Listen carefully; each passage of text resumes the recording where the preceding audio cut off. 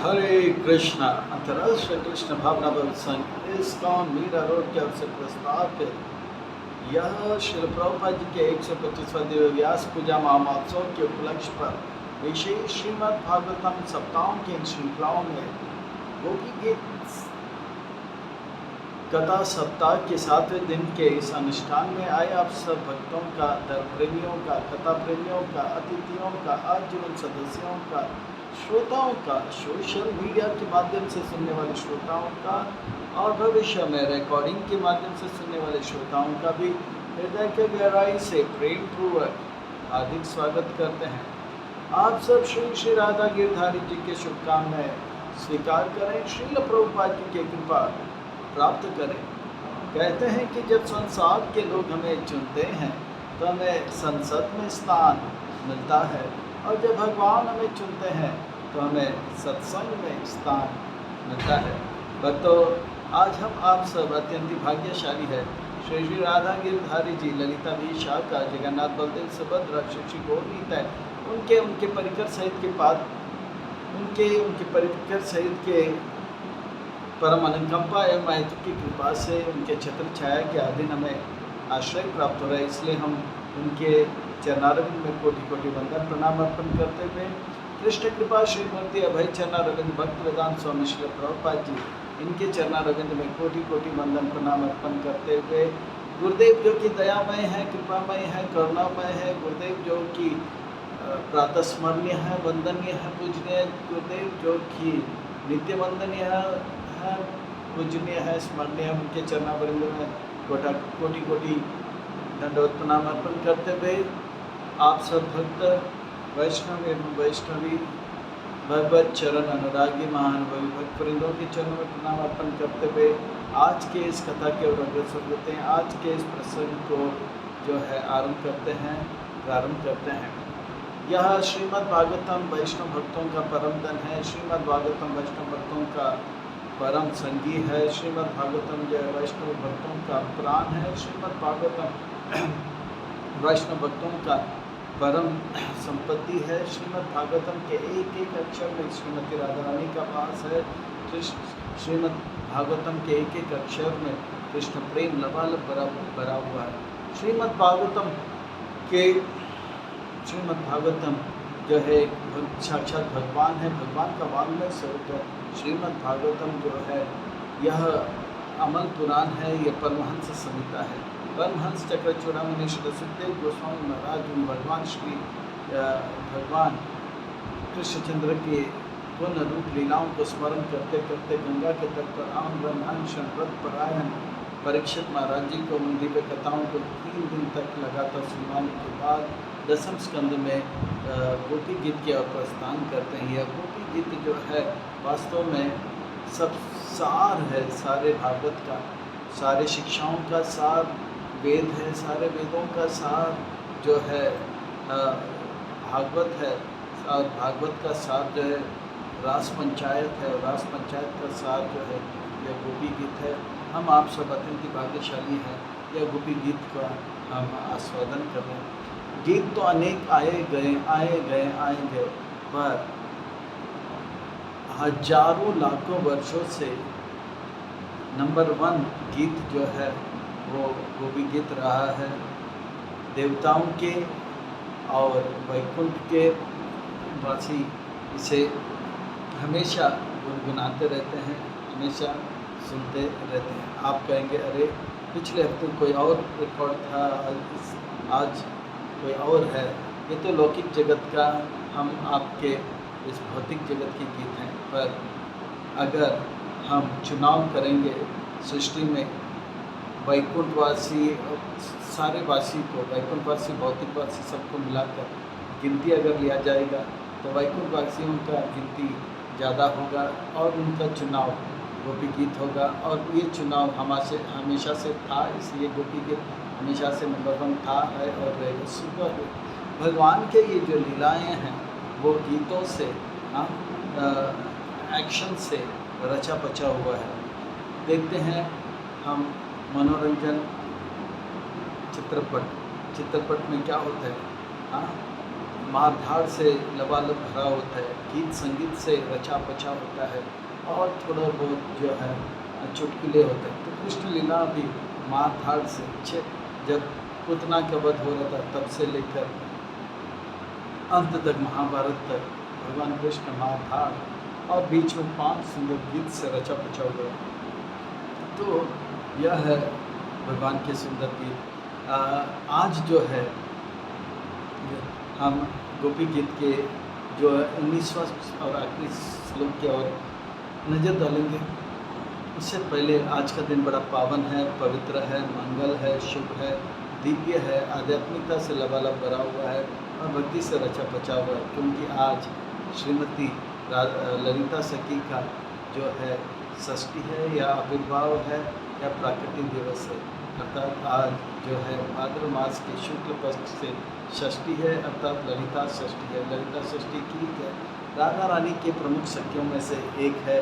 तो उनके बारे में थोड़ा जानकारी लेते हुए, थोड़ा हम उनके बारे में गुणगान करते हुए, उनका आशीर्वाद लेते हुए आज की कथा से ही जुड़ा हुआ है, क्योंकि ललिता सखी भी उन सखियों में से एक है जो कि कृष्ण की खोज में गोपी गीत में गीत गाती भी है। तो ललिता सखी जो है आज के दिन अगर वृंदावन में जाओगे तो ऊंच गांव जो है बरसाना, नंदगांव, इसके नज़दीक ऊंच गांव होते हैं, वहाँ पर बहुत बड़ा उत्सव होता है। तो ललिता सखी जो है सारी सखियों के गुरु माने जाते हैं, गुरु माने जाते हैं, राधा रानी के भी गुरु माने जाते हैं। ललिता सखी के अंतर्गत रूपा मंजरी आती है और रूप मंजरी के अंतर्गत हम सब आते हैं। तो हम सब जो है रूपानुग माने जाते हैं। तो ललिता सखी जो है 8 सखियों में सबसे श्रेष्ठ माना जाता है। 8 सखी कौन है? इसे अष्ट सखी कहते हैं, है ना। अष्ट सखी कौन के? तुंग विद्या, चित्रलेखा, चंपकलता, फिर ये जो है ललिता सखी, विशाखा सखी, फिर इंदुलेखा सखी, रंग देवी सखी और सुदेव सखी। जब राधा रानी का जो जन्म है भाद्र मास के शुक्ल पक्ष के अष्टमी को, तो उससे ठीक जो है 27 दिन जो है उनका वो बड़ी है ललिता सखी। तो कहती हैं कि उनके पिताजी का नाम विशोका था और उनकी माँ का नाम था सारदी। दारोगा थे उनके पिताजी। हाँ, दारोगा यानी कि हेड पुलिस इंस्पेक्टर। इसलिए बहुत हट्टे कट्टे और बहुत गुस्से वाले होते थे। तो ललिता सखी भी उनके पिताजी के ही हाव भाव को ग्रहण कर लेते हैं। और ललिता सखी का विवाह भी होता है, पर किसके साथ? कृष्ण के साथ, क्योंकि ललिता सखी ने भी आराधना किया था, पूजा किया था किससे? पार्वती से, कात्यायनी देवी से, कि कृष्णपति के रूप में। और उनका विवाह भैरव नाम के गोप से हुआ, जो कि ब्रह्म विमोहन लीला के समय पर 1 साल तक हुआ था। उसके बाद जब असली भैरव आया था, तब ना तो वो असली भैरव को देखा, ना असली भैरव ने उनको देखा। वो घर पर रहते थे और ये स्वीकार करते थे हमारा विवाह हो गया, पर अंग संग या शरीर को स्पर्श करना इत्यादि नहीं हुआ करता था। और इस प्रकार का जीवन स्वाभाविक था 5000 वर्ष पहले, आजकल जैसे नहीं। हाँ, हर 2 मिनट में मैसेज भेजना, हाँ, कि मैं तुमसे चाहता हूँ, या और आधा घंटा में एक कॉल करना कि ये बताना कि मैं तुमसे प्रेम करता हूँ। नहीं, ये सब जो है वास्तव में इस सब की आवश्यकता नहीं, क्योंकि ललिता सखी इस प्रकार से जो वैदिक संस्कृति है, इसमें पति को पूरा बोध होता है कि उनकी पत्नी जो है धर्म पत्नी है और उनसे प्रेम करती है, और उनकी पत्नी को भी पता होता है कि उनके पति उनको चाहते हैं। तो इस प्रकार के मैसेजेस की आवश्यकता नहीं, और ये श्रद्धा की बात है, विश्वास की बात है। और कहते हैं कि ललिता सखी जो है उनका जो रंग है हल्का सा पीला रंग जैसा है। एक गोरोचना करके एक जो है मोती आता है, उस मोती का पीला रंग जैसा ये रंग होता है। कहते हैं कि बारिश के मौसम में जब गाय का बछड़ा एक खोर बनाता है और उस खोर में पानी जम जाता है, और उस खोर में एक विशेष बादल का पानी जब उसमें पड़ता है तो गोरोचन नाम का मणि आता है, वो पीले रंग का होता है, वैसा उनका रंग है। यानी कि राधा रानी का पीला रंग जो है वैसे ही उनका भी रंग है। और उनको ज़्यादा करके ऐसे कपड़े अच्छे लगते हैं जिसमें मोर का जो है पंख का डिज़ाइन हो, तो मोर पंख का डिज़ाइन वाले कपड़े ज़्यादा करके कुंज में वो जो है उनका एक विशेष कुंज है जिसे कहते हैं ललिता कुंज, स्वानंद सुखद कुंज भी कहते हैं। उस कुंज में जो है वो चांदी के जैसे रंग होता है, यानी कि वज्र का जो रंग होता है उस प्रकार का रंग है, और उसमें लाल रंग के मोती रूबी डाले होते हैं। और इस कुंज का एक नाम है ललिता आनंद, और ये जो है राधा कुंड के उत्तर की तरफ पाया जाता है, ललिता कुंड के नज़दीक पाया जाता है। तो इस प्रकार से राधा रानी कृष्ण को प्रसन्न करने के लिए एक कुंज ललिता सखी भी रखती है। तो ललिता सखी जो है बहुत हट्टी होती है, और कभी कभी तक कृष्ण को भी डांट देते हैं, कृष्ण को तो बहुत डांटते हैं, और थोड़ा भी देर हो गया राधा रानी से मिलने में तो बोलते मेरी सखी को तंग करने में आपको अच्छा लगता है, और खूब डांटते हैं। ललिता सखी के वैसे कृष्ण समय पर आते हैं, सब कुछ टाइम से करते हैं, और राधा रानी को भी डांटते हैं, आज आप मुझसे बात नहीं करना, तो राधा रानी को सुनना पड़ता है। तो ललिता देवी जो है इतना ही नहीं पर वो बहुत मधुर वीणा भी बजाती है, वीणा बजाना और एक सुंदर राग भी गाती है। उनका सबसे सुंदर राग जो है राग भैरव कालिंगदा नाम का जो है, राग भैरव के अंतर्गत कालिंगदा नाम का राग उसे बहुत पसंद आता है। इस प्रकार से जो है अनेक अनेक मंत्र उसमें हरे कृष्ण नाम मंत्र ये राग में गाने उनको बहुत पसंद आता है। अब विशेष जो है ललिता सखी जो है जब राधा कृष्ण का मिलन होता है तो स्पेशल पान जो होता है, तांबुल होता है, पान को तांबुल कहते हैं, तांबुल में जो है वो जो सुपारी डालकर जो है, फिर केसर डालकर जो है, फिर गुलचंद डालकर जो है खिलाना उनको अच्छा लगता है। किसको? राधा और कृष्ण को। ध्यान रहे राधा कृष्ण को हम भी इस्कॉन में खिलाते हैं दोपहर को रात को पान, पर ये पान जो है बहुत लोग पाते नहीं हैं, वर्जित है तो वर्जित है, क्योंकि नाम पाते नहीं। और जो है ये नहीं कहते हैं महाप्रसादी पाना है, नहीं। जैसे एकादशी को कभी कभी अन्न का भोग भगवान को लग सकता है, तो हम ये नहीं कहते हैं कि एकादशी महाप्रसादी खाना है, नहीं तो नहीं। हमारे लिए बहुत कुछ है करने के लिए, वो करेंगे। जो चीज़ नहीं करने के लिए कहा है क्यों उसमें हम अपना ध्यान दें। ऐसा नहीं कि वो नहीं खाएंगे तो मरेंगे, ऐसा नहीं कि कृष्ण की कृपा नहीं मिलेगा। अपितु प्रभुपाद जी का आज्ञा पालन करने से और ज़्यादा कृष्ण का कृपा मिलेगा, और प्रभुपाद जी प्रसन्न होंगे, प्रभुपाद जी का भी कृपा मिलेगा। तो इस प्रकार से राधा रानी से वो जो है 27 दिन बड़ी है, और उनका जो उनका जो स्वभाव जो होता है, कहते हैं कि थोड़ा सा गुस्से वाली होती है, खंडित स्वभाव कहते हैं, खंडित स्वभाव यानी कि गुस्से में रहना, और अपने कृष्ण को कभी डांटना और राधा रानी को भी शिक्षा देना। और ये जो है इसलिए क्योंकि उनके पिताजी विश्व जो है वो जो है उनका जन्म जो है कैरोल नाम का एक गांव में होता है, पर ऊंच गांव में ट्रांसफ़र हो जाता है, तो ऊंच गांव में बड़ी हुई है। तो ऊंच गांव में आज के दिन बहुत बड़ा उत्सव है, बहुत बड़ा उत्सव है, क्योंकि उनके पिताजी दारोगा थे, तो भी दारोगा का मन उनके अंदर है। कृष्ण को बहुत डांटती है, फटकारती है, और ये अधिकार उनको है। इनके अलावा और कोई सखी कृष्ण को डांटते नहीं है। विशाखा इत्यादि कभी कृष्ण को डांटते नहीं, और राधा रानी को भी बहुत डांटती है, शिक्षा भी देती है। ये जो है ललिता सखी जो है कभी कभी कृष्ण को बहुत डांटते हैं, कभी माधव जो है राधा रानी से मिलने के लिए लेट हो जाते हैं तो डांटते हैं। उनका गुस्सा और जो है राधा रानी का रक्षा करना और राधा रानी को प्रेम का शिक्षा देना, यह उनका मुख्य जो है उनका गुण है, उनका एक प्रकार से सेवा है। पर वो बहुत ही बुद्धिमान है, ललिता सखी बहुत ही बुद्धिमान है। वो जो है अलग अलग प्रकार के जो क्या बोलते हैं, हम लोग आजकल बच्चों को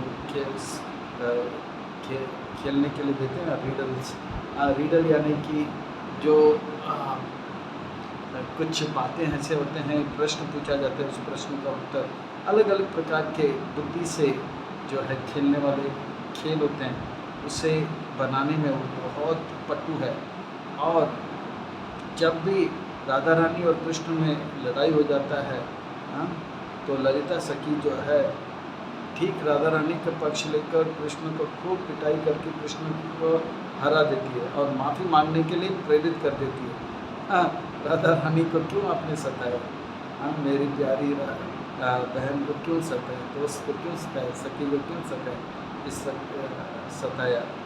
तो ये ललिता सखी जो है वो हमेशा बार बार कृष्ण को से के पंगा लेती है और उनको डांटती है और बड़े प्रेम से राधा रानी को सिखाती है, देखो अभी कृष्ण से बात नहीं करना, देखो कृष्ण से मान करना चाहिए, अब उनके और देखो मत।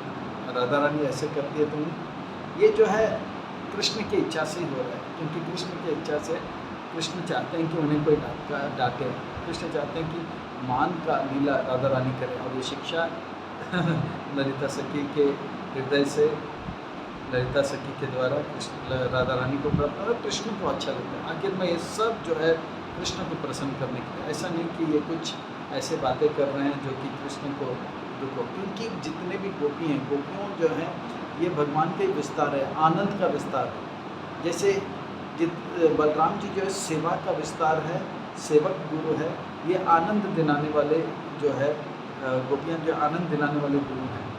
तो इस प्रकार से भक्त हैं, आनंद दिलाने वाले भक्त हैं। ललिता सखी जो है अष्ट सखियों में, सारी सखियों में गुरु है, उनका नायक है।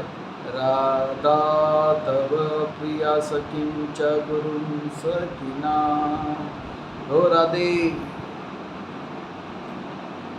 आपका सबसे प्रिय सखी जो है ललिता है, वो सारे गोपियों के गुरु है। रूप मंजरी जो है, वो मंजरी जो है उनके सबसे प्रमुख सेविकाओं में से हैं। इस प्रकार से उनके पिताजी दारोगा हैं, बहुत कड़क स्वभाव के हैं, इसी प्रकार से वो भी उतने ही महान है और बहुत ही कड़क स्वभाव के हैं। और ये जो है राधा रानी और कृष्ण के जो बीच में जो मिलन है, उस मिलन में मधुरता लाने में बहुत पटु है, चालाक है। और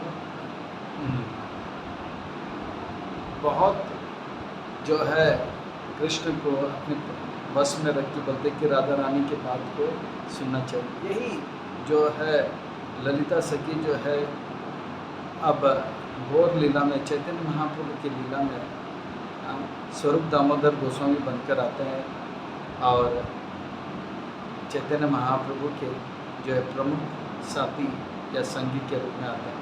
क्योंकि राधा रानी ललिता सखी विशाखा सखी के साथ रहते हैं, इस प्रकार से चैतन्य महाप्रभु राधा रानी के भाव में हैं, वो स्वरूप दामोदर और रामानंद राय के साथ रहते हैं। कोई भी जो है राधा माधव का जो कुंज निकुंज निवृत्त विकुंज लीला जो है, वो राधा रानी के आज्ञा के बगैर, क्षमा करें, ललिता सखी के आज्ञा के बगैर नहीं होता है। ये ललिता सखी के अनुगत में ही होता है। और इसी प्रकार से स्वरूप दामोदर के अनुगत में ही जितने भी शिक्षाएं हैं, चैतन्य महाप्रभु का ग्रंथ है, चैतन्य महाप्रभु को जो दिया जाता है वो स्वरूप दामोदर के माध्यम से होता है। तो इस प्रकार से ललिता सखी के नाम से एक अष्टकम भी है, ललिता अष्टकम, इसका भी आनंद हम लोग कभी लेंगे। ये भी बहुत सुंदर है, उसका भी आनंद थोड़ा सा हम ले सकते हैं। तो इस प्रकार से है ललिता अष्टकम, बड़ा सुंदर अष्टकम।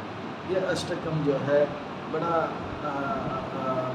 इसके अंदर गहरा ललिता सखी के बारे में वर्णन आता है। कहते हैं कि राधा मुकुंद पद संबत ग्राम बिंदु निर्माणजानोपकरणीकृतदेहलक्ष्यम् उत्अङ्गसहृतविशेष वसतप्रगाढं देवी गुणेषु ललितं ललितं नमामि। देवी गुणेषु ललितं ललितं नमामि। राकासुधाकिरणमण्डलकान्तिरन्ध्रे वक्त्रश्रियां चकितचारुचमारुनेत्रम् राधा प्रसाद विधान कला प्रसीदम् दैवी गुणेषु ललितं ललितं नमामि। लास्य उलसद्भुज सत्कृपत्रचित्र पाताङ्कशूकपर्णा कञ्चुलिकञ्चिताङ्गिनी गोरोचनारुचिविग्रहान् गौरिमानं दैवी गुणेषु ललितं ललितं नमामि। ब्रूते व्रजन्तप्रणया तनुतुष्टवाम्यां मां दक्षिणभावकङ्किनीला अग्वे राधे गिरिंशनमिति इति शिक्षयान्तीं देवी गुणेषु ललितं ललितं नमामि। राधां विभजपते कीर्तिम् आत्मजेना कृतं मनोज्ञ अपि विलोक्य विलोहिताक्षीं वाक् भङ्गिभिस्तम् अचिरेण विलज्जयन्ती देवी गुणेषु ललितं ललितं नमामि। वात्सल्यवृन्दवसतिं पशुपालराजां साख्यानुशिक्षणकलाशु गुरुं सखीनां राधाबलव्रजजीवितनिर्विशेषां देवी गुणेषु ललितं ललितं नमामि। देवी गुणेषु ललितं ललितं नमामि।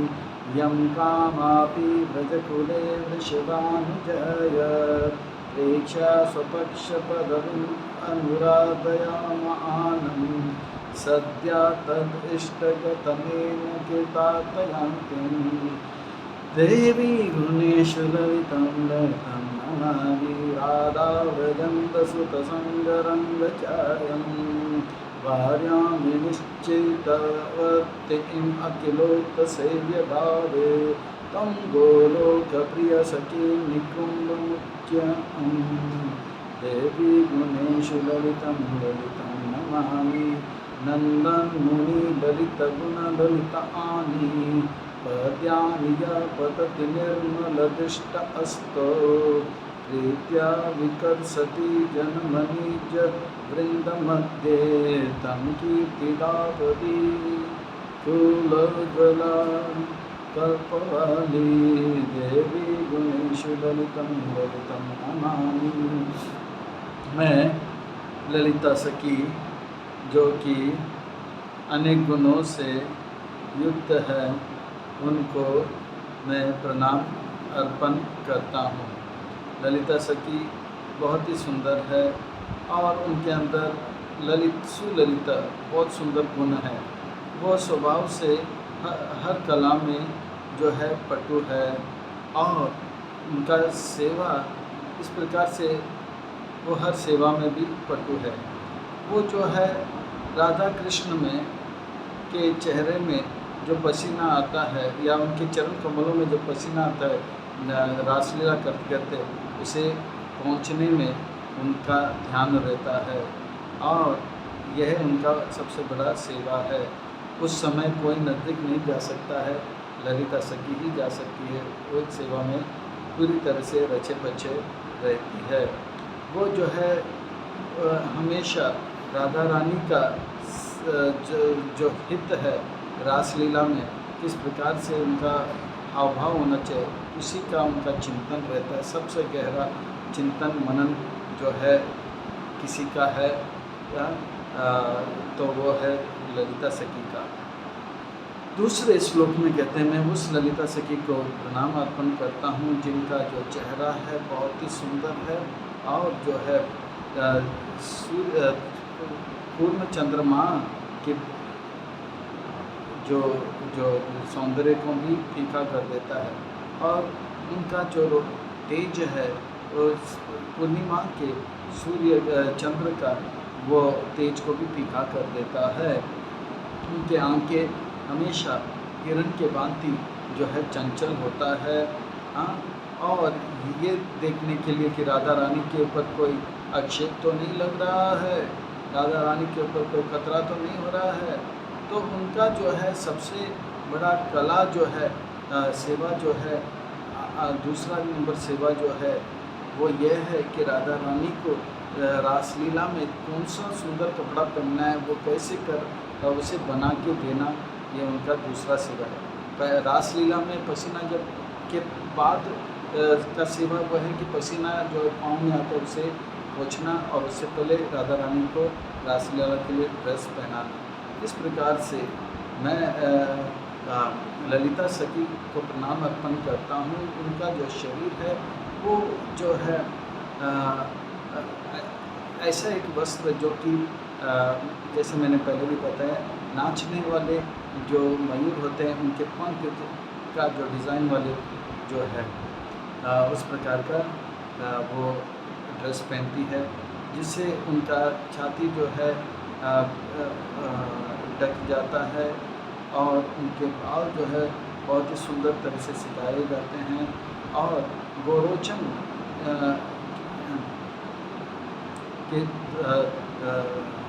के द्वारा उनके चेहरे को भी सजाया जाता है। अलग अलग प्रकार के जो है वे गहने पहनती है। उनका जो रंग है गोरोचन, गोरोचन यानी कि वो बारिश जो स्वाति नक्षत्र में जो गाय के बछड़े का कोर कीचड़ में बछड़े के कोर में जो पानी जम जाता है और उस कोर में स्वाति नक्षत्र के अंतर्गत जो जल का पानी उतर जाता है तो एक मोती उत्पन्न होता है, वो पीले रंग का होता है और सोने रंग का होता है। वो जो है किसका रंग है? ललिता सखी का है। राधा रानी सोने के रंग के, उस सोने के रंग में हल्का सा पीला रंग इनका रंग है। मैं उस ललिता सखी को प्रणाम करती हूँ जो कि सुंदर गुणों का रत्न के गुणों का खजाना है। और वो राधिका रानी को राधा रानी को डांटती हैं कभी कभी। एक कंकिनी, राधा रानी मेरी बात को ध्यान से सुनो, वो ब्रजेंद्र नंद ध्रुत है, कपट है, उसके साथ आज बात मत करो। तो आप उनके साथ जो है बहुत झुको मत, उनके बातों में मत आओ कि तुम कड़क से पेश आओ। तो इस प्रकार का वो है गुरु, सबके गुरु। मैं उस ललिता सखी को प्रणाम करती हूँ जो कि कृष्ण जब कोई राधा रानी के बारे में गलत बात है तो वह गुस्से में आकर कृष्ण को अपने बस में लेकर उसका सबक देते हैं। तो इस प्रकार से ललिता सखी जो है बहुत ही सत्यवादी है, सरल हृदय के है और राधा रानी के हमेशा हित चाहती है। उस ललिता सखी को मेरा बारंबार प्रणाम।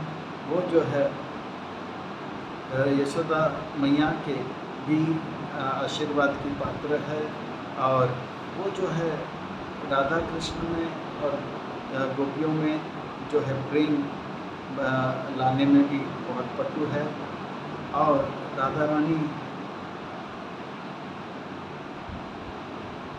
और कृष्ण के बीच में प्रेम लाने में भी बहुत पटु है। उस ललिता सखी को मेरा बारंबार प्रणाम। जिन्हें जो भी भक्त को वो देखती है या सखी को देखती है या मंजरी को देखती है ब्रज में, तुरंत वो राधा रानी के पक्ष में, जैसे इलेक्शन होता था सब लोग अपने अपने पक्ष में, चंद्रावली के पक्ष में नहीं, अपने पक्ष में लेके आने के लिए उसे तुरंत तैयार हो जाती है और राधा रानी से कहती है कि ये हमारे स्वपक्ष, हमारे पक्ष के हैं और इसको हम मार्गदर्शन देंगे और वो आपके सेवा में लग जाएंगे। मैं उस ललिता सखी को बारंबार प्रणाम अर्पण करती हूँ जो कि सारे सखियों में सर्वश्रेष्ठ है, सारे सखियों के गुरु हैं और उनका सबसे पहला सेवा जो है राधा गोविंद जी को जो है मिलन में जो है आनंद का उत्सव मनाना, उन्हें कुंज, निवृत्त कुंज या निकुंज या निवृत्त निकुंज का जो है लीलाओं का आनंद देना, ये उनका सबसे बड़ा जो है सेवा है। इस प्रकार से ललिता सखी के इस अष्टकम का जो रोज पाठ करता है, ललिता सखी का गुणगान करता है, वो तुरंत राधा रानी के एक सुंदर भक्त बन जाती है और गोपियों के, राधा रानी के सखियों के में उनका गिनती हो जाता है। ललिता सखी जो है बहुत ही सज धज कर रहती है, बहुत सुंदर है और बहुत स्वभाव से जो है बहुत उनका मधुरता है।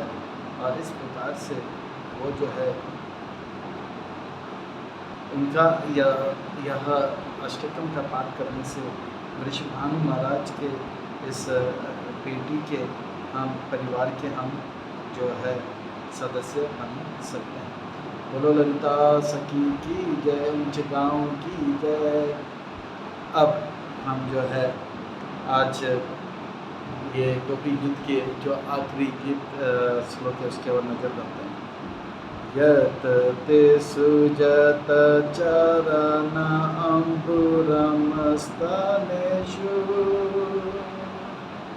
बीत स्नेह प्रिय दधिमहि कर्केषु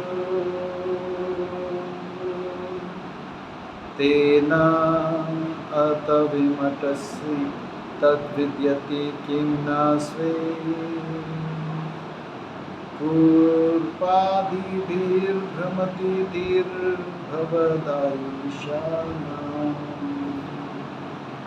बड़ा सुंदर जो है यह गोपी गीत है और ये गोपी गीत का आखिरी श्लोक है। इन श्लोकों को गोपियाँ गाती है, अपने हृदय से गाती हैं।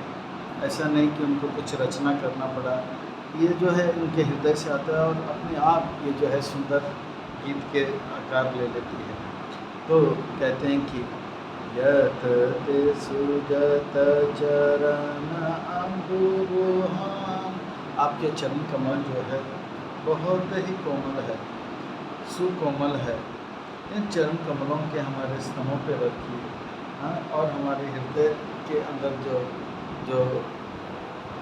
रोग है उसे दूर कीजिए। यत ते सुजत चरणं गुरुहस्तनेषु।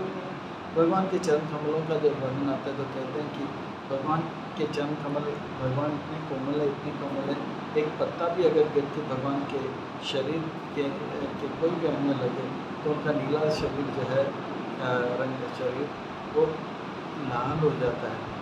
भगवान के चरण कमल कितने कोमल है, तो कहते हैं कि मक्खन से भी ज़्यादा कोमल भगवान का चरण कमल है।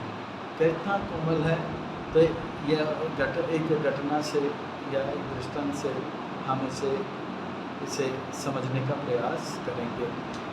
एक बार ये पंढरपुर में महाराष्ट्र का ये एक घटना है। एक देवी, एक वैष्णवी वृद्ध हो चुकी थी, जीवन में कभी पंढरपुर गई नहीं, तो उनका एक अभिलाषा था कि अभी शरीर छूटने वाला है तो मैं ज़रूर पंढरपुर जाऊंगी।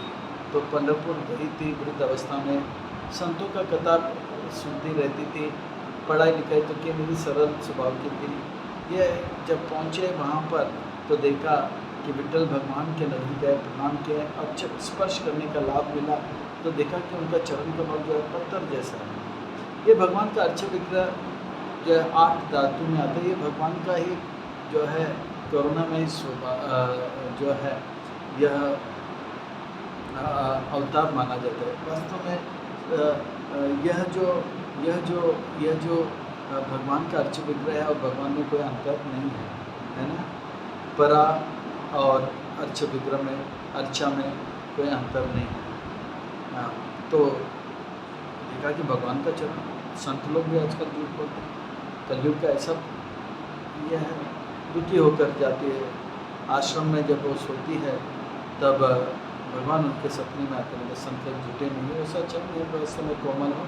ये अर्च विग्रह है, ये अर्च विग्रह पत्थर का बना हुआ है, तो ये पत्थर का स्वभाव जो है दिखता है, पर अर्च विग्रह से आशीर्वाद प्रार्थना आप ले सकते हो।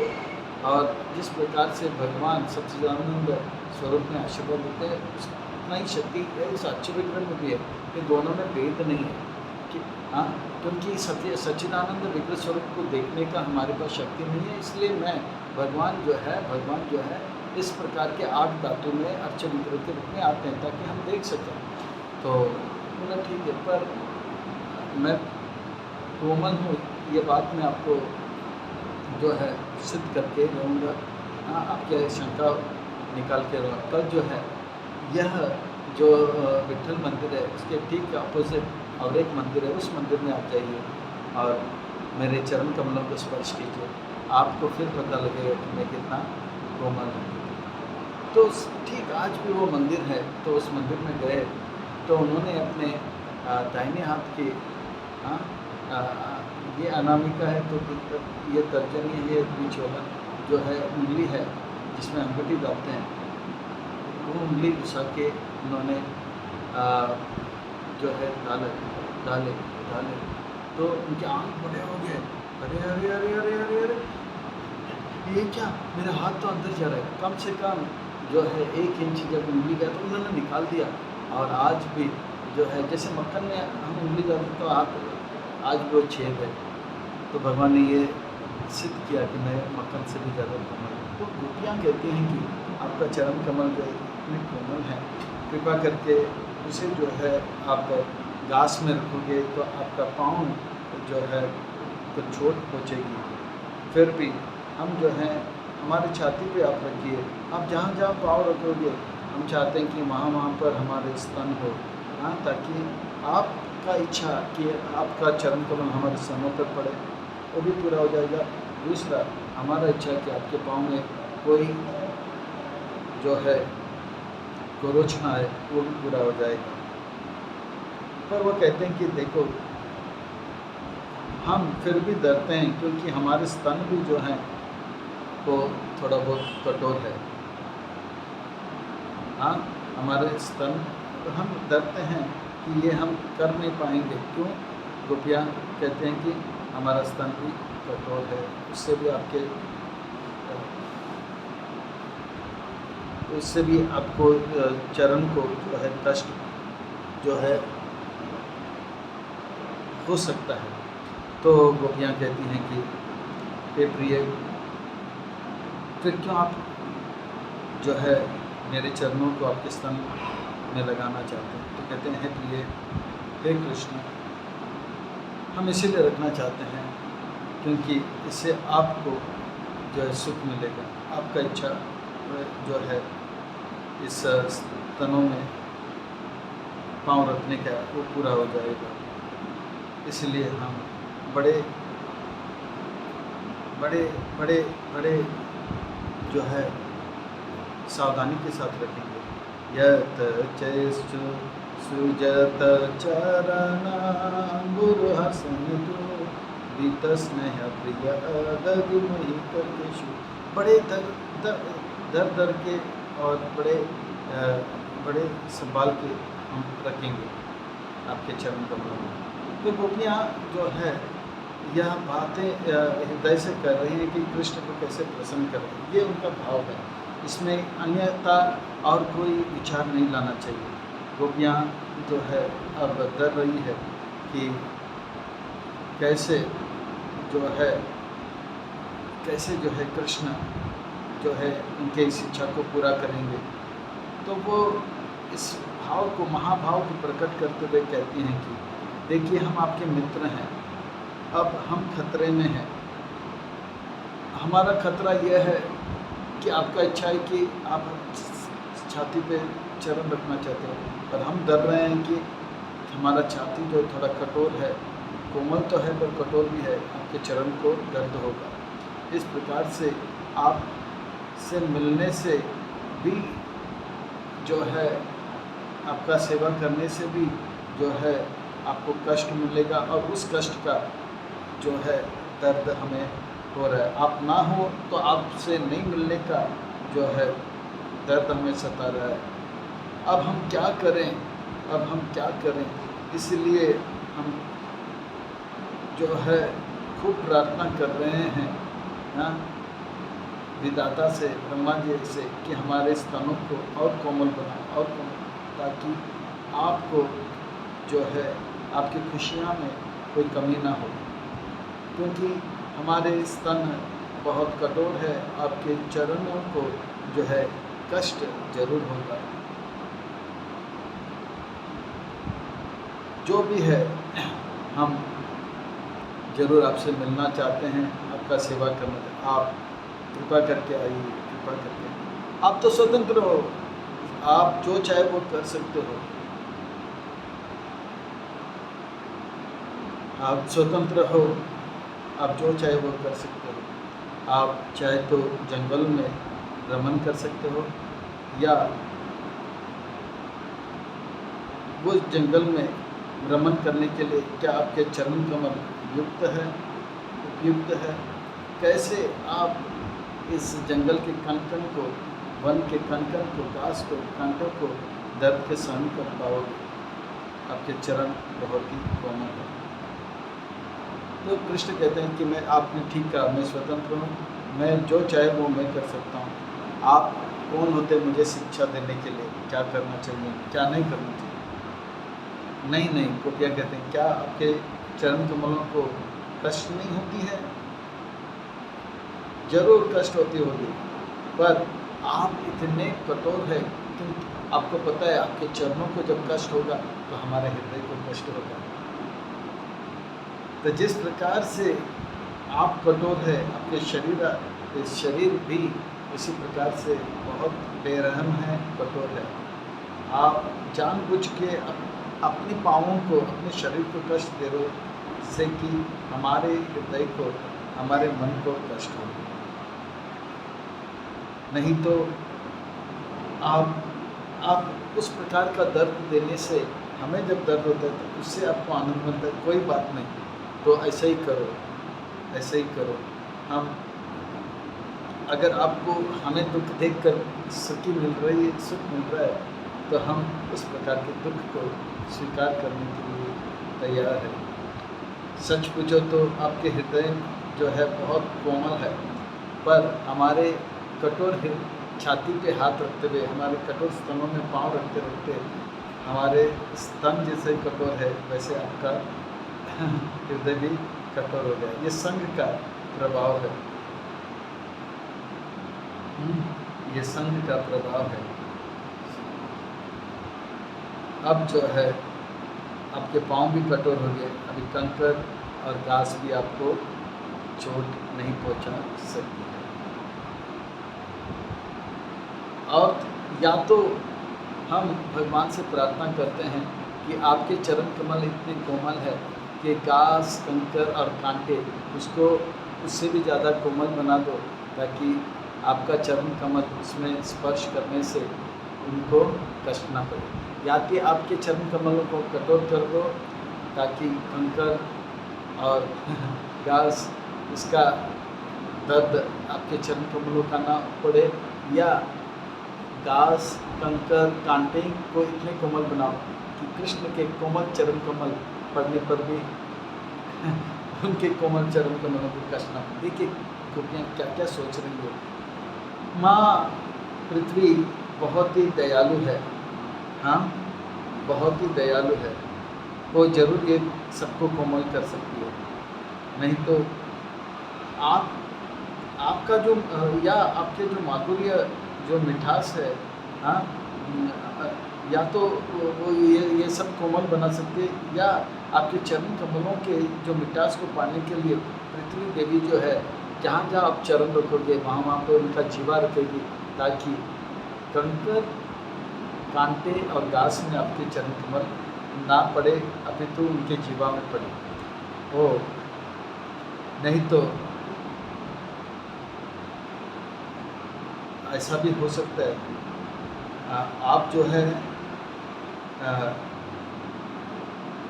हमारे प्रेम में पूरी तरह से जो है प्रेम के सागर में डूबे हो, जैसे कि हम आपके प्रेम के सागर में डूबे हो, और आप भी हमारे विरह में जो है पागल की तरह इधर उधर घूम रहे हो, और इस पागलपन में आपको पता नहीं लग रहा है कि आपके पाँव को चोट लग रहा है।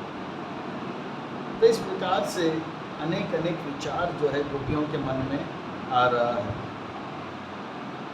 और भी अभी पूरी तरह से भ्रमित हो गए हैं और कुछ निर्णय में नहीं आ रहे। बोले हम बहुत भ्रमित हो रहे हैं, कुछ निर्णय में हम ले नहीं पा रहे। तो गोपियाँ कहती हैं, हे गोपियाँ, आप जो कष्ट बता रहे हो, जो आप लोग अनुभव कर रहे हो, दर्द बता रहे हो, जो आप लोग अनुभव कर रहे हो, वो केवल नाम का कष्ट है, नाम का दर्द है। मैं नहीं मानता हूँ ये असली कष्ट है, ये असली दर्द है।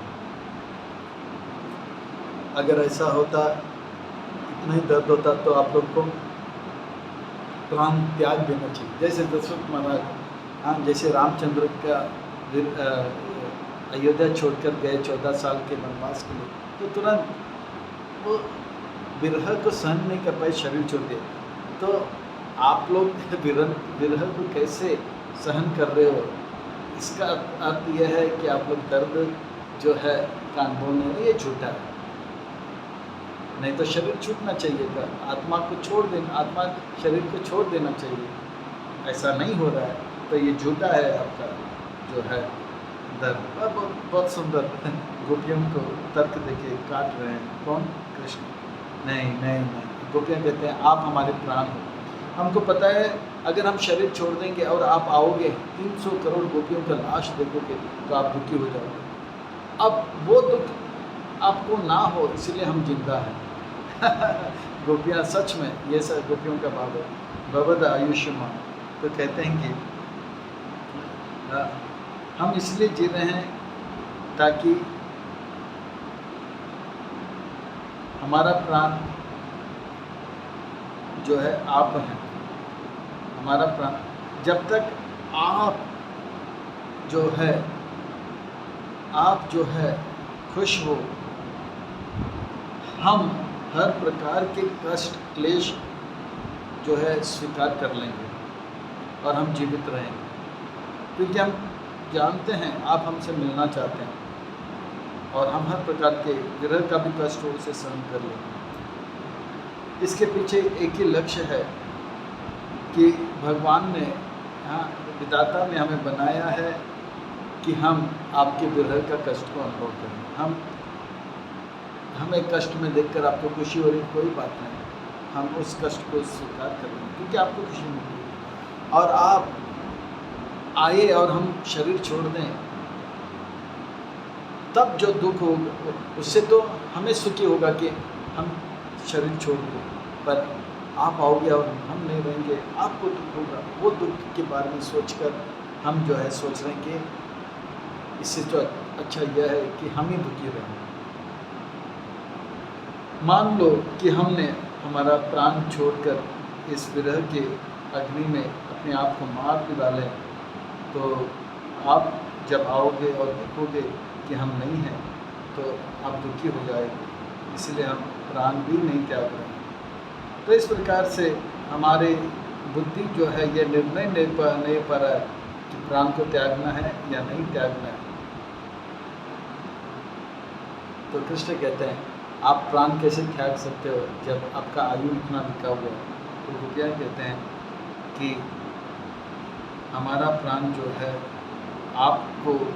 आपको निछावर है, आप जब तक हमें जीवित रखना चाहते हैं रख सकते हैं, ताकि आप हमारे साथ ब्रज में खेल सकते हैं।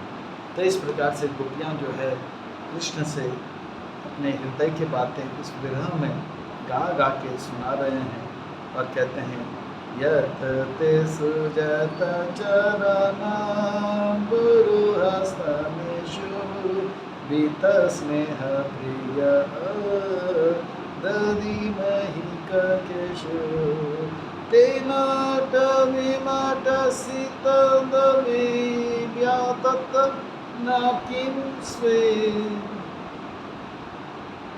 तेनाट विमट सितद व्यातत न किं स्वे कुर्पादि विभ्रमति भवदायुष्यमाना। तब विचलित हैं, क्या करें क्या नहीं करें, हमारा बुद्धि के परे हो गए। हम इसीलिए जी रहे हैं ताकि आप या तो हमें दर्द में देख के खुश रहें या मिलकर खुश रहें, पर हम आपको हमेशा खुश देखना चाहते हैं, इसलिए हम जिंदा हैं। इन बातों को सुनकर, इन विरह के ताप को देखकर कृष्ण जो है आ जाते हैं और फिर से मिलन होता है, फिर से रासलीला होता है, फिर से यमुना में स्नान करते हैं बहुत लंबे समय तक। यह जो है गोपी गीत हमें भौतिक बुद्धि से इसके बारे में जो है भौतिक कल्पना से या भौतिक लंपट स्त्री पुरुष के लड़के लड़की के मिलन से तुलना कभी नहीं करना चाहिए।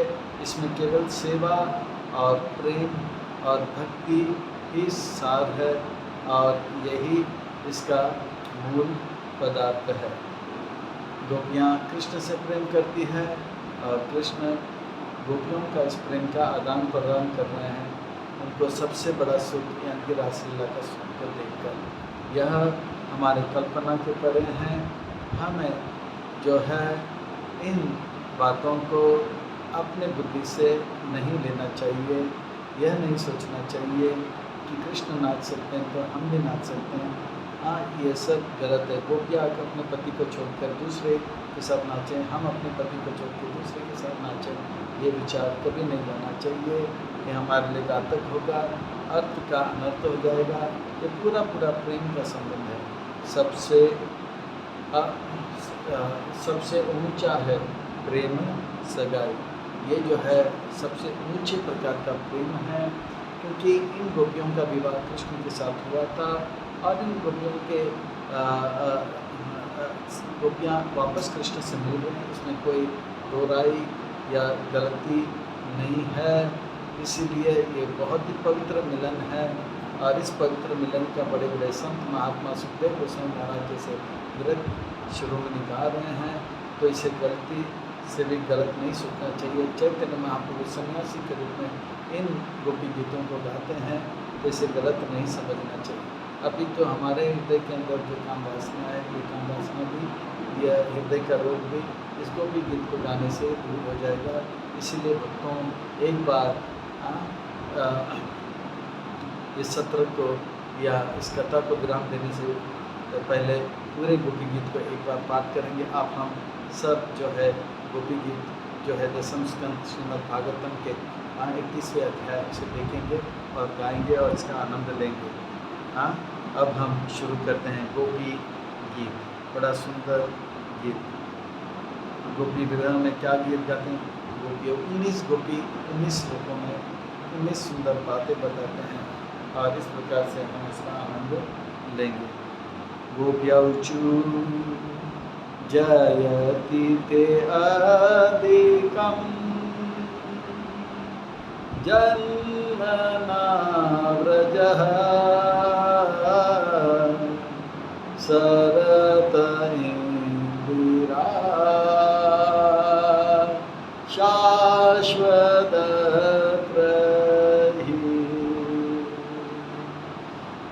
दीयतां दृश्यतां दीक्षुतावका त्वयि दृश्यत सर्वा तां विचिन्वते।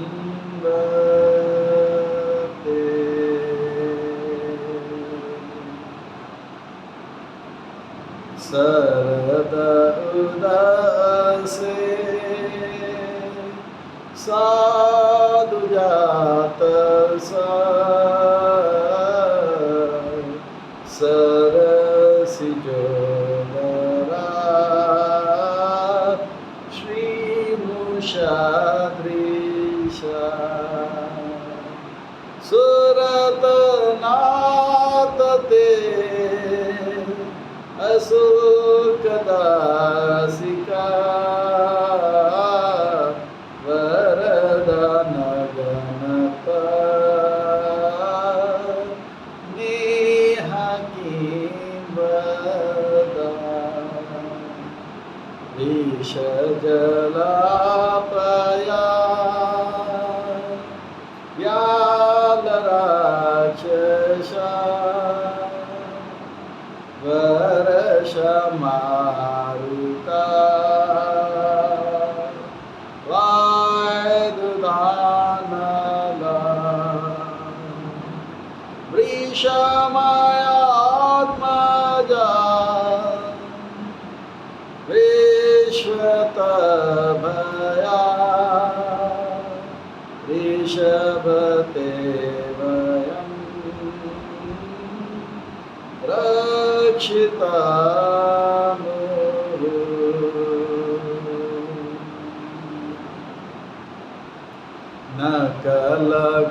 नकलगोपिका नंदना भवान् अखिल देहिना अंतरात्मा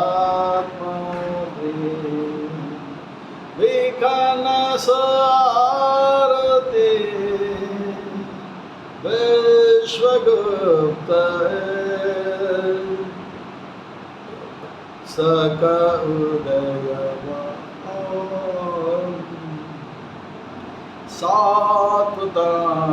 सात्वतांकुले वीरचिदाभया वैष्णिदुर्यते चरण आयुषा संसरभया कर सरोरहं कान्तगामदा शिरसि देना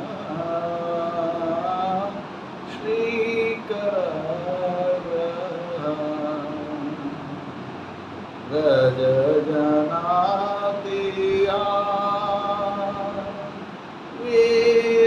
वीरयोषिता निज जन स्मया दांसनास्मिता भज सखे भवे किं करिस्मना जलरुहाना चारुदर्शया प्रणत देहिना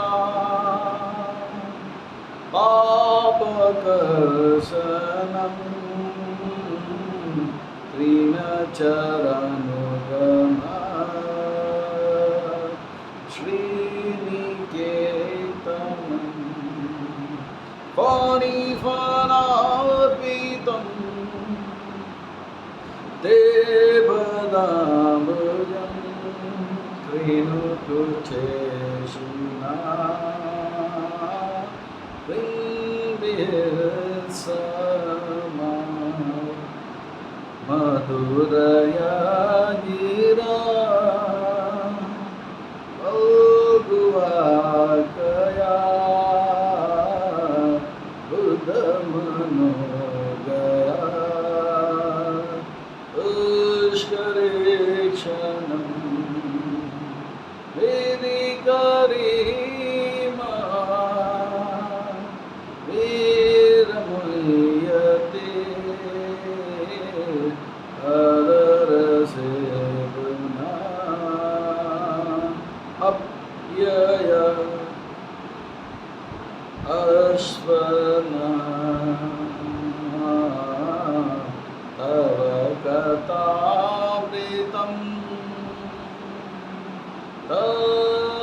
तप्तजीवनं कविभिरीडितं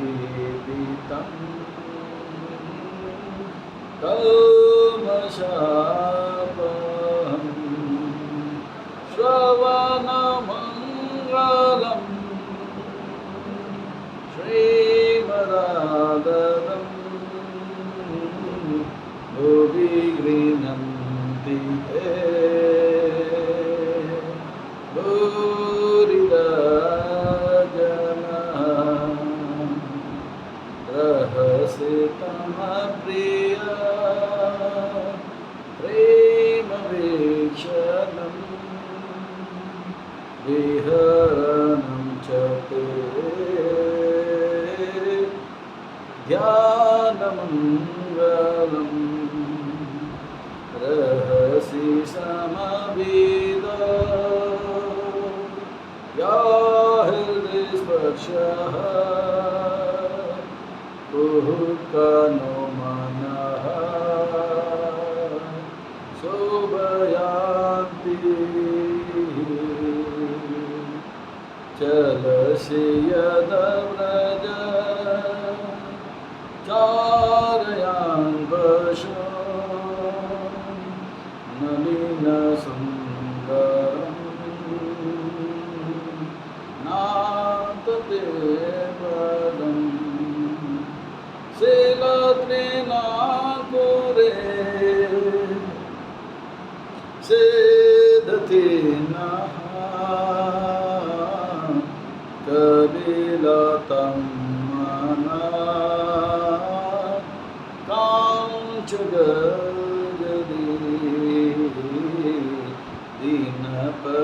दीनपरीक्षया नीलकुन्तले वनरुहानम् विव्रधावृताम् गणव्रजसवनं दर्शयामो मनसि न स्मर वीरयाचसि प्रणतकामदा पद्मजर्चिता धरणिमण्डलम्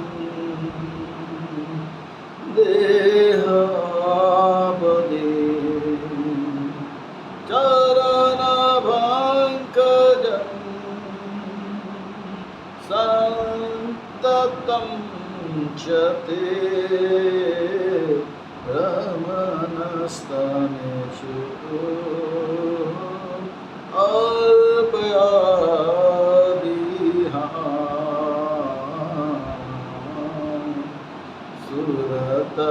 सुरतवदनं शोकनाशनं स्वरितवेणुना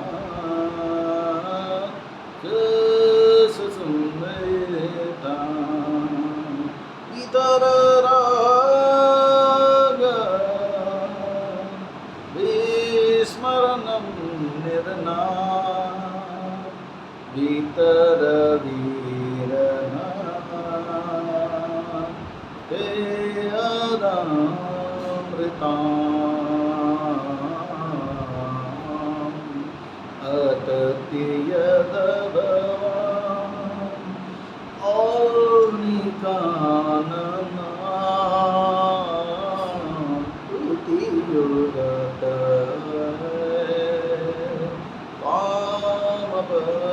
त्वामपश्यतम् कुटिलकुन्तले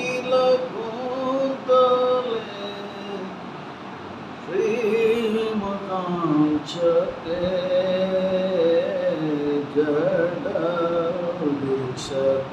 जडोदीक्षताम् पक्ष्मकृतदृशा पतिसुत अन्वया आत्रिबन्धवा अति अभिलिङ्गया कान्ति अच्युतता गतविदशतव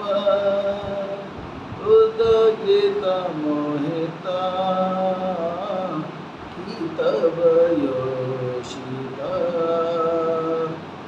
कर्तजे निशि रहसि समवेदम् हृदयोदया वहसितानां प्रेमावेक्षणम् बृहदवरुं श्रिया वेक्षदामते मुहुरतिस्प्रियः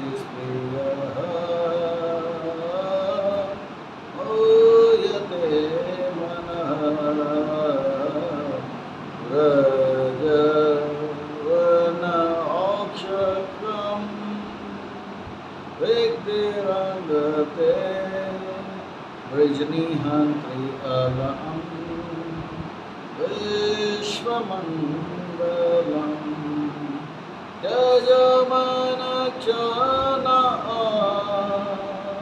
त्वास्प्रियात्मना स्वजनहृदरुजम् यन्निसूदनम्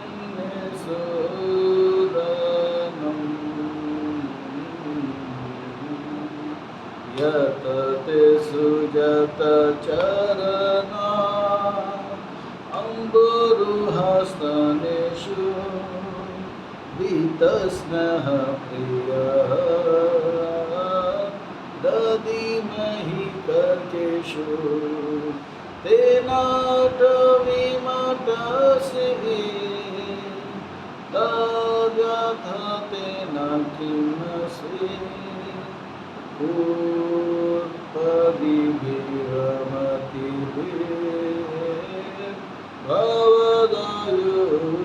भवदयुषना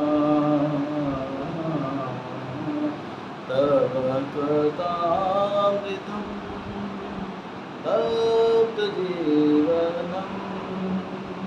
च विविदितं कल्मषापहं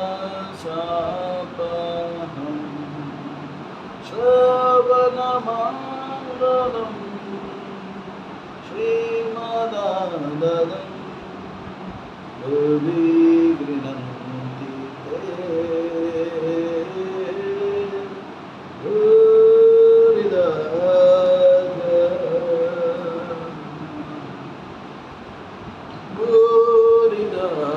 जनः।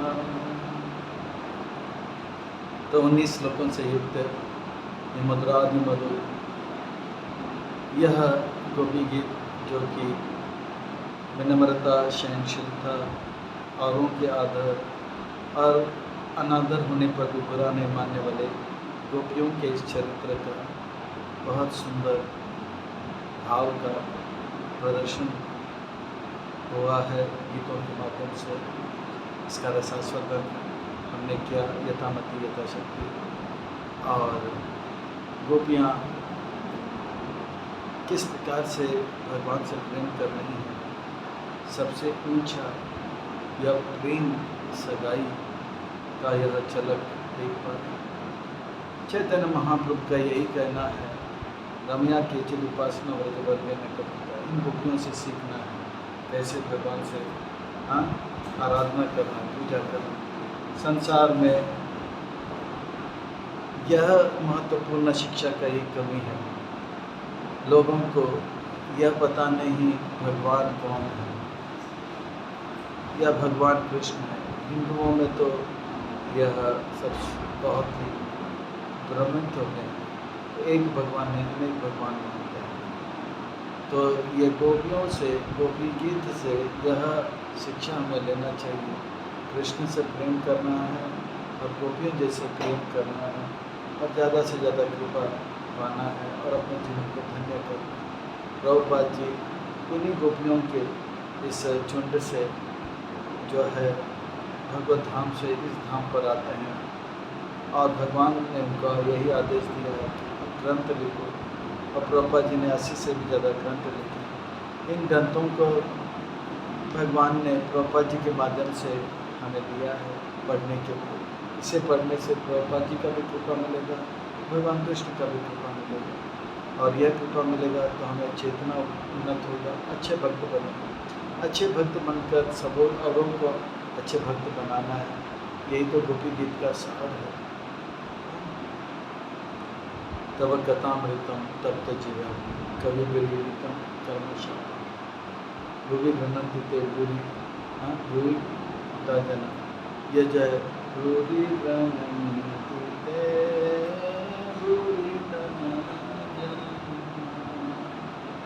तव कथामृतम तप्त जीवनम कवि विरीतम कर्मशाला श्रवणम मंगलम श्रीमदावतम भूवि गृह्णन्ति ते भूरि जना। इसका वितरण करना है, यही गोपियों का भाव है, जो अच्छे भक्ति कर रहे हैं और भगवान का गुणगान जो है आपस में औरों को वितरण करना है।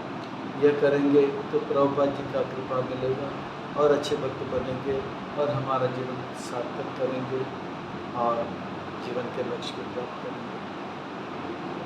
इन्हीं शब्दों के साथ श्री श्री राधा गिरधारी जी के चरण कमलों में प्रार्थना करते हैं कि उनका कृपा सदैव हम सबके ऊपर रहें।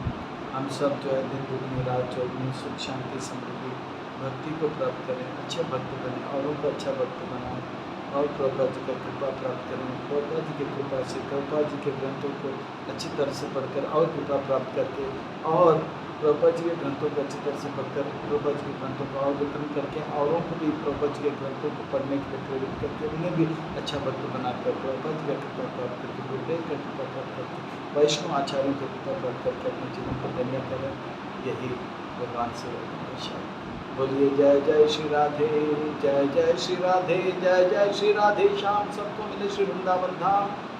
तो खूब धन्यवाद, साधुवाद। सूचना इस प्रकार से आगामी राधा अष्टमी जो है 2 दिन के बाद है, इसके उपलक्ष्य पर राधा कथा सप्ताह का अनुष्ठान कल से 7 दिन तक चलेगा और बीच बीच में जो अन्य गोपियों का भी आविर्भाव है उसका भी वर्णन करेंगे। आज ललिता सती का हो गया, कल विशाखा सती का करेंगे, फिर तुंग विद्या, चंपकलता, चित्रलेखा, रंग देवी, सुदेवी, इंदुलेखा, इन गोपियों का भी वर्णन इन कथाओं में किया जाएगा। तो राधा कथा भी होगा, गोपी कथा भी होगा और इसका आस्वादन लेंगे, अपने जीवन को धन्य करेंगे। हरे कृष्णा कृष्ण कृष्ण हरे हरे, हरे राम राम राम हरे हरे। खूब खूब धन्यवाद। हरे कृष्ण।